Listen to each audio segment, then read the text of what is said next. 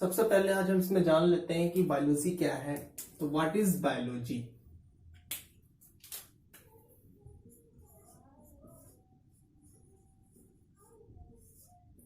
जीव विज्ञान, थोड़ा परिचय से रिलेटेड आते हैं। जीव विज्ञान क्या है? बायोलॉजी शब्द का सर्वप्रथम प्रयोग जीन बैप्टिस्ट डी लैमार्क और ट्रेवरेनस ने किया था। जीन बैप्टिस्टे डी लैमार्क ने और ट्रेविरेनस नाम के साइंटिस्ट ने 1802 में सबसे पहले बायोलॉजी शब्द का यूज किया था। बायोलॉजी दो शब्दों से हमारा बायो और दूसरा लॉजी, ये दोनों ही वर्ड ग्रीक लैंग्वेज से रिलेटेड है। बायो ग्रीक भाषा के बायोज वर्ड से लिया गया है, जिसका मीनिंग होता है लिविंग्स, सजीव। और लॉजी ये भी एक ग्रीक वर्ड से लिया गया है, जिसका मीनिंग होता है लॉगस, टू स्टडी। इंग्लिश में हम इसे टू स्टडी मीन्स अध्ययन करना। सिंपल सी बात हो गई। बायोस मीन्स लिविंग, सजीव in Hindi, logos is a Greek word. In English, to study. In Hindi, अध्ययन करना, सजीवों का अध्ययन करना। बायोलॉजी या जीव विज्ञान ऐसे अध्ययन से संबंधित है। किसके अध्ययन से संबंधित है? सजीवों के अध्ययन से संबंधित। साइंस की वह ब्रांच जिसमें सजीवों का अध्ययन किया जाता है, बायोलॉजी कहलाती है। The branch of science which deals with the study of livings is called biology. इसमें पौधों तथा जंतुओं दोनों का स्टडी किया जाता है। प्लांट्स, हमारे आसपास जितने भी पौधे होते हैं वो, और जितने भी एनिमल्स होते हैं, उन सभी का एक साथ स्टडी हम जिस ब्रांच में करते हैं उसको बायोलॉजी या जीव विज्ञान कहते हैं। हम ऊपर भी डिस्कस कर चुके हैं इस बात को। चूंकि इसमें दोनों का स्टडी किया जाता है, इसलिए इसमें केवल वनस्पतियों के अध्ययन करने की ब्रांच को बॉटनी और जंतुओं के अध्ययन से संबंधित जो शाखा इसकी होती है उसको जूलॉजी या जंतु विज्ञान कहते हैं। बॉटनी एक ग्रीक वर्ड बोटेन से लिया गया है,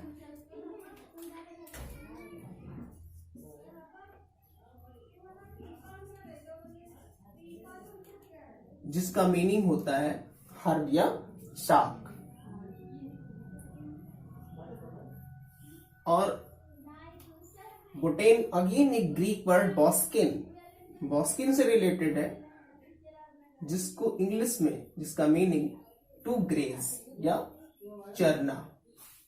इस प्रकार बॉटनी या वनस्पति विज्ञान ऐसे अध्ययन से संबंधित है जो पशुओं के चरने संबंधी या पशुओं के भोजन संबंधी अध्ययन से रिलेटेड ब्रांच बॉटनी कहलाती है। बायोलॉजी की वह ब्रांच जो पशुओं के चरने संबंधी जीवों से संबंधित है, वनस्पति विज्ञान या बॉटनी कहलाती है। इसी प्रकार जूलॉजी, जंतु विज्ञान। जूलॉजी भी दो वर्ड से मिलकर के बना हुआ है, दो ग्रीक वर्ड है, एक है जू और दूसरा है लॉजी। तो जू ग्रीक में जून एक वर्ड है जिसका मीनिंग होता है एनिमल। हिंदी में जंतु। और लॉजी हम ऊपर डिस्कस कर चुके हैं। लॉजी मीन्स होता है logos, Greek word logos, Hindi in English to study, अध्ययन करना। अध्ययन करना। इस प्रकार जूलॉजी बायोलॉजी की एक ऐसी ब्रांच है जो एनिमल्स के स्टडी से या अध्ययन से संबंधित है। तो इस प्रकार हमारी बायोलॉजी में दोनों चीजों का स्टडी किया जाता है, बॉटनी वनस्पति विज्ञान वनस्पतियों का अध्ययन, और जूलॉजी में जंतु विज्ञान या जंतुओं का अध्ययन किया जाता है। एक बार फिर से देख लेते हैं। बॉटनी बोटेन ग्रीक वर्ड से रिलेटेड की डेराइव किया गया है, जिसको इंग्लिश में हर्ब या हिंदी में शाक कहा जाता है, और बोटेन वर्ड खुद दूसरे ग्रीक वर्ड से लिया गया है जिसको हम बॉस्किन कहते हैं, और बॉस्किन का मीनिंग होता है टू ग्रेज या चरना। ओके। थियोफ्रेस्टस एक साइंटिस्ट हुए कब 370 टू 287 ईसा पूर्व, 370 टू 287 BC में, जिन्होंने लगभग 500 प्लांट स्पीसीज का स्टडी किया, उनकी पहचान की, उनका क्लासिफिकेशन किया। इसलिए उन्हें थियोफ्रेस्टस को फादर ऑफ बॉटनी के नाम से जाना जाता है।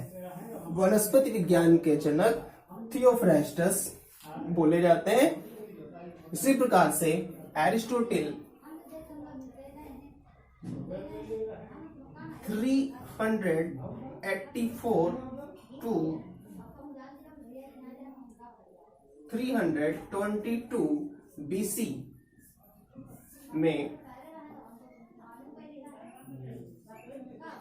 अरिस्टोटल 384 से 322 ईसा पूर्व में लगभग इन्होंने भी 500 जंतुओं का स्टडी किया, अध्ययन किया, क्लासिफिकेशन किया, उनकी पहचान की, उनसे संबंधित बहुत सारी चीजें हमें सबसे पहले बताई। इसलिए एरिस्टोटल को या अरस्तु को फादर ऑफ साइंस, विज्ञान के जनक, जंतु विज्ञान जूलॉजी के जनक, या फादर ऑफ बायोलॉजी बोला जाता है। Aristotle father of science, zoology और फादर ऑफ बायोलॉजी जाने जाते हैं। कैरेक्टरिस्टिक्स ऑफ लिविंग बीइंग्स, सजीवों के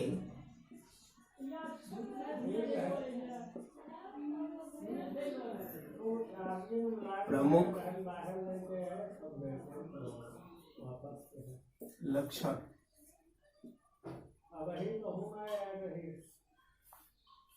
कोई भी ऑर्गेनिज्म लिविंग है, नॉन लिविंग है, उसकी पहचान हम कैसे करेंगे? तो उसके लिए कुछ आधारभूत फंडामेंटल बेसिक कैरेक्टर्स होते हैं, जिनको हम पहचान देख करके, स्टडी करके, उसको एहसास करके, उसको फील करके हम बता पाते हैं, हम विभेद कर पाते हैं, डिफरेंशिएट कर पाते हैं लिविंग्स और नॉन लिविंग्स में। तो सबसे पहला most important feature of the living is life cycle.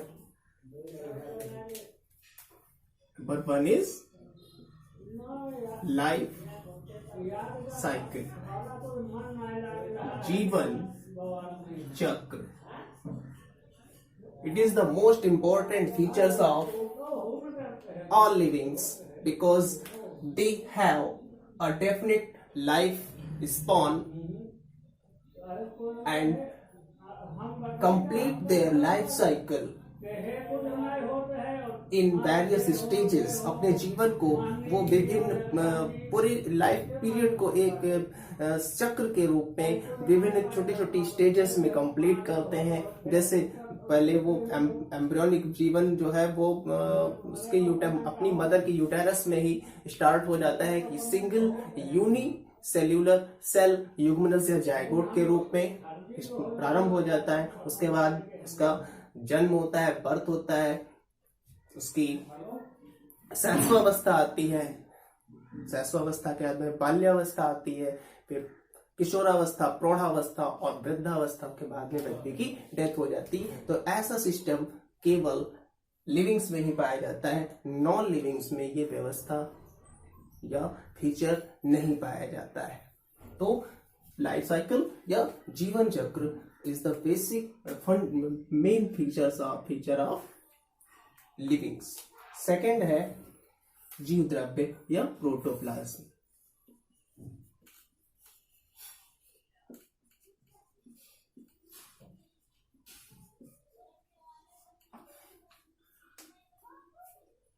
Each cell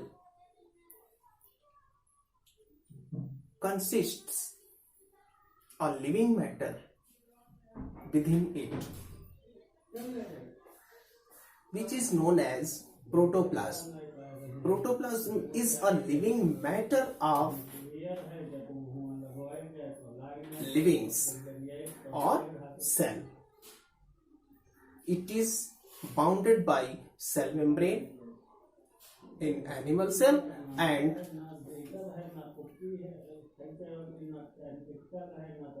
cell wall protects it in plant cells.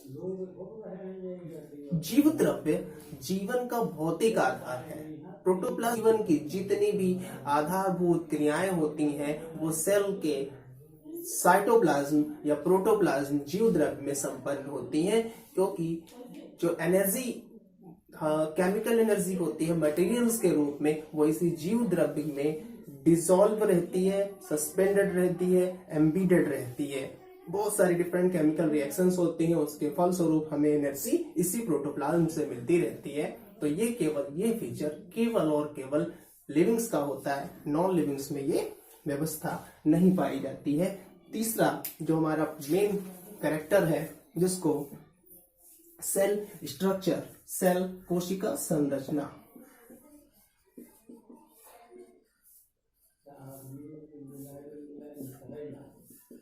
कोशिका संरचना,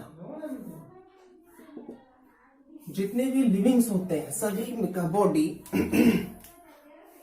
हम बचपन से पढ़ते चले आ रहे हैं, छोटी क्लासेस से। Cell is the structural and functional unit of life. कोशिका हमारे जीवन की संरचनात्मक और क्रियात्मक इकाई होती है। मतलब वो ये हो गया कि जितने भी एनिमल्स होते हैं उनका सभी का बॉडी सेल से मिलकर बना होता है। जिस प्रकार से एक रूम है तो रूम की जो जितनी भी वॉल्स होती हैं, दीवारें होती हैं, एक रूम की यूनिट हो गई। लेकिन जो वॉल की यूनिट होती है उस ब्रिक्स होती है। तो जिस प्रकार से कमरे को, रूम को बनाने के लिए ब्रिक्स होती हैं, एक एक ब्रिक से मिल करके, ईंट से मिल करके पूरा रूम तैयार होता है। उसी प्रकार से एक एक सेल से मिल करके हमारे बॉडी का कंस्ट्रक्शन होता है। तो लेकिन कुछ एनिमल्स ऐसे होते हैं जिनका whole body single cell consist करता है, लेकिन बहुत सारे एनिमल्स ऐसे होते हैं जिनका शरीर मल्टी सेल्यूलर मीन्स बहुत सारी कोशिकाओं से मिलकर के बना होता है। ऐसे एनिमल्स को हम बहुकोशिकीय या मल्टी सेल्यूलर ऑर्गेनिजम्स कहते हैं। तो कहने का मतलब ये हो गया, लिविंग्स में एक विशेष प्रकार की सेल स्ट्रक्चर होती है, उनका बॉडी कोशिका से मिलकर के बना होता है, जबकि नॉन लिविंग्स में किसी भी प्रकार की सेल जैसी कोई स्ट्रक्चर या संरचना नहीं पाई जाती है। और उसी सेल के अंदर ही बहुत सारी बायोलॉजिकल एक्टिविटीज होती हैं और उन्हीं एक्टिविटीज के परिणाम स्वरूप हमें एनर्जी मिलती है। बहुत सारी कंस्ट्रक्टिव और डिस्ट्रक्टिव रिएक्शंस होने के पश्चात ही हम सरवाइव करते रहते हैं। ओके, नेक्स्ट आता है हमारा मेटाबॉलिज्म। फोर्थ कैरेक्टर है मेटाबॉलिज्म, उपापचय।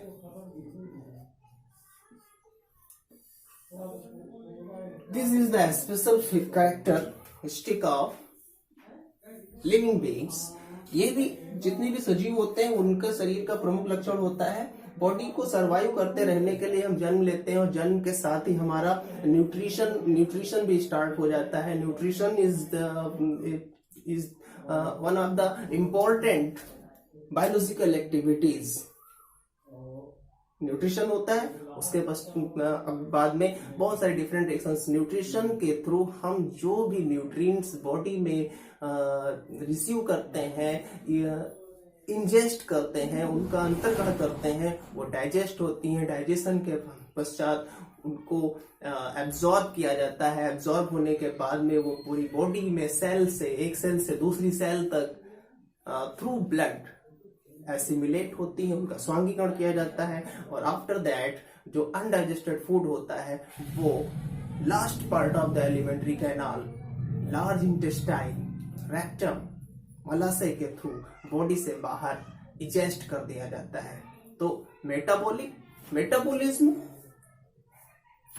में ऐसी दोनों प्रकार की रिएक्शंस होती हैं, जिसमें हम कुछ चीज अपनी बॉडी के अंदर कंस्ट्रक्ट करते हैं और कुछ कंस्ट्रक्टेड चीजों से, पदार्थों से उसको डिस्ट्रॉय करके छोटे छोटे दूसरे मॉलिक्यूल्स में कन्वर्ट करते हैं, जिसे हम डिस्ट्रक्टिव रिएक्शंस बोलते हैं। जितनी भी निर्माणकारी क्रियाएं शरीर में संपन्न होती हैं, हम उन्हें उपचय या एनाबॉलिज्म कहते हैं। और दूसरी कैटाबॉलिज्म रिएक्शंस होती हैं, इनको हम अपचय और इसको हिंदी में उपचय कहते हैं। दोनों को एक साथ मिला करके उपापचय या मेटाबॉलिज्म के बोला जाता है। एनाबॉलिज्म में कंस्ट्रक्टिव निर्माणकारी रिएक्शन और डिस्ट्रक्टिव प्रोसेसेस होती हैं, विनाशकारी। कंस्ट्रक्टिव न्यूट्रिशन, पोषण,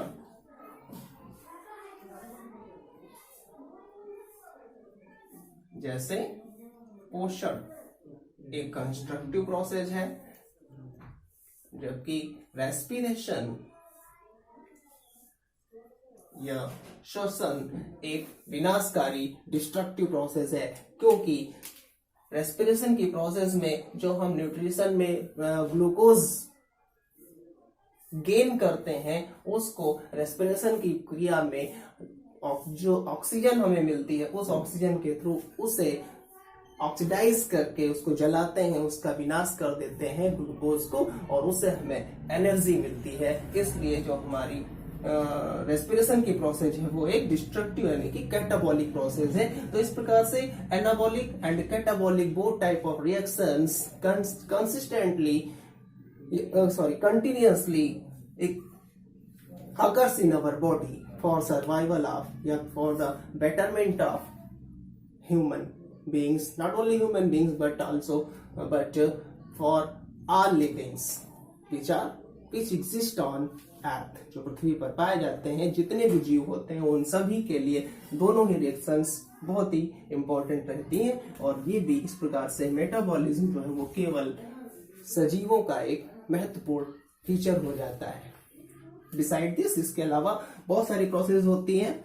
जैसे अगला फीचर आ जाता है रेस्पिरेशन, अभी हमने ऊपर इस पर चर्चा की है।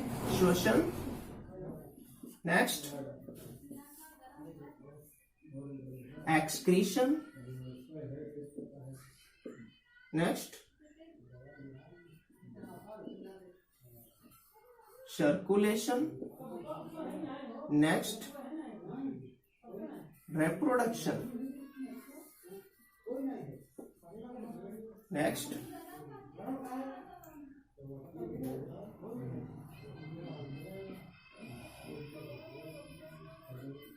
adaptation,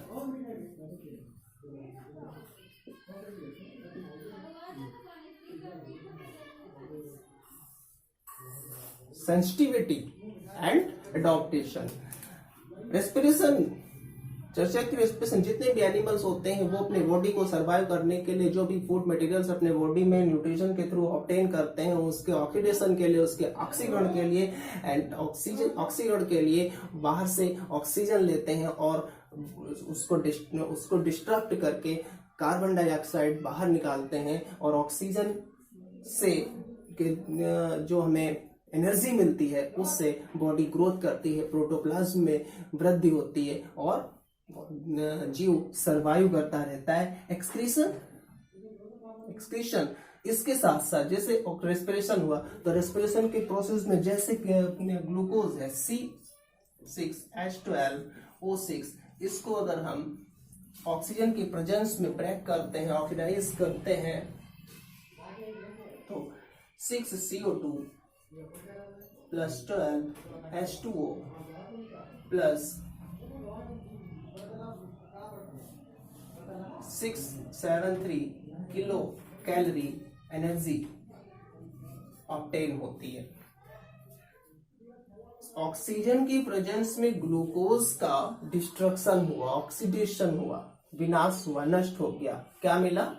वाटर मिला है। ये becomes the part of protoplasm, ये हमारे जीव द्रव्य का अंश बन जाएगा। एनर्जी जो हमें मिलती है from 1 molecule of glucose, 673 kilo calorie energy जो मिलती है, ये हमारा शरीर में जितने भी हम अपने डेली रूटीन के वर्क्स करते हैं, जो हमें बॉडी में जो हमें एनर्जी की फीलिंग होती है, वो उसमें काम आती है। जितनी हमारी बॉडी के अंदर जो बायोलॉजिकल रिएक्शंस होती है, प्रोसेसेस होती है, उनमें खर्च होती है। और लेकिन इनके साथ साथ ये चीज हम समझते हैं, ये चीज जो 6 मॉलिक्यूल्स ऑफ कार्बन डाइऑक्साइड हमको मिले हुए हैं, these are harmful for our body. So इनका हमारे बॉडी इस कार्बन डाइऑक्साइड का हमारी बॉडी से निकलना बहुत जरूरी होता है, और इसी को हम उत्सर्जन या एक्सक्रीशन कहते हैं। Not only CO2 but many of the various harmful substances which are formed in our body through various metabolic processes, ammonia, urea, etc. तो नेक्स्ट क्या? सर्कुलेशन। जितने भी हम न्यूट्रिएंट्स हम one cell to another cell, nutrients का, hormones का, enzymes का, बहुत सारे पोषक तत्वों का, मिनरल्स का, एक सेल से दूसरी सेल्स तक जाना बहुत इंपॉर्टेंट होता है। इस सब को एक सेल से दूसरे सेल तक ले जाने के लिए हमारे शरीर के अंदर कोई पाइपलाइंस बिछी रहती हैं, जो वेजल्स के नाम से जानी जाती हैं, ब्लड वेजल्स। तो इसी ब्लड के थ्रू हमारी पूरी बॉडी में ये सारी चीजों का ट्रांसपोर्टेशन होता रहता है, परिवहन होता रहता है, और सेल्स में जितनी भी अच्छी चीजें पहुंचती हैं वो उनको मिलती रहती हैं, और जो भी वर्ज्य या अपशिष्ट बनते हैं उस सेल के अंदर, वो भी उसी मीडियम के थ्रू शरीर से बाहर निकलते हैं। सर्कुलेशन। नेक्स्ट, रिप्रोडक्शन या प्रजनन। ये भी one of the important feature या characteristic of the living beings. प्रजनन वह प्रक्रिया होती है जिसके थ्रू एक जीव पृथ्वी पर अपनी जाति की निरंतरता को बनाए रखने का प्रयास करता है या बनाए रखता है। व्यक्ति या human being, all livings are mortal. सभी जीव नश्वर होते हैं। वो एक निश्चित समय के लिए पृथ्वी पर आते हैं, उसके बाद उनकी डेथ हो जाती है। तो अपनी डेथ से पूर्व प्रत्येक जीव इस पृथ्वी पर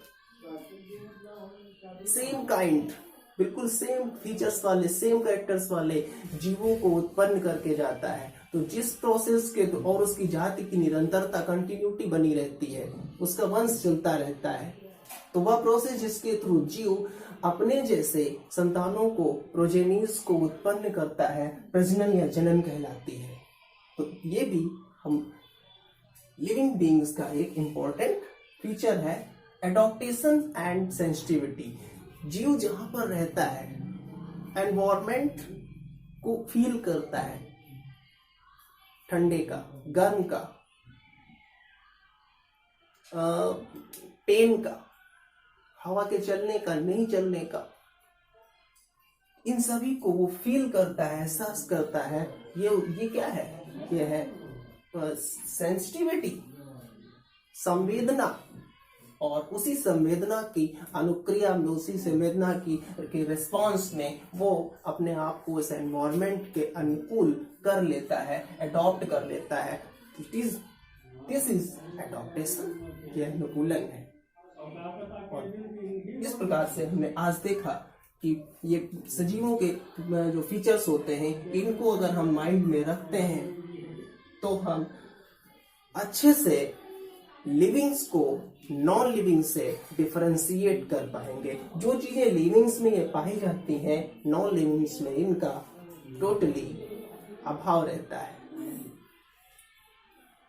ओके, थैंक यू। अपना ध्यान